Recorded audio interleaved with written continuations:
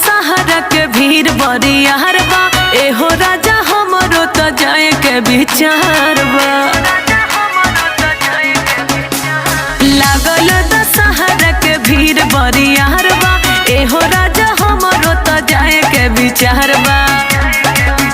हमरा दिलवा के श्रद्धा पुरई हो पुरई हो।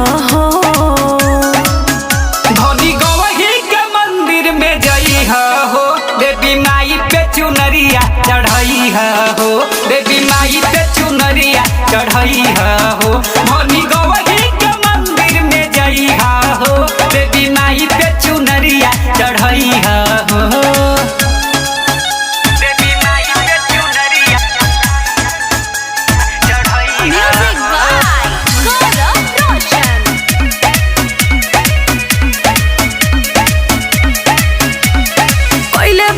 पैसा के हम इंतजाम हो, यही जैसे लौना धनी माई के नाम हो।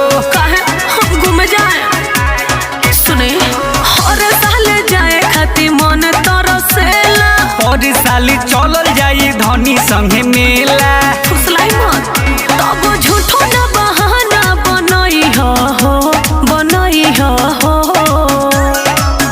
धनी गवही के मंदिर में जई हो, देवी माई पे चुनरिया चढ़ई हो, देवी माई पे चुनरिया चढ़ई हो। धनी गवही के मंदिर में जई हो, देवी माई पे चुनरिया चढ़ई हो। ए जी ले चली ना। देवी माई पे चुनरिया चढ़ई हो।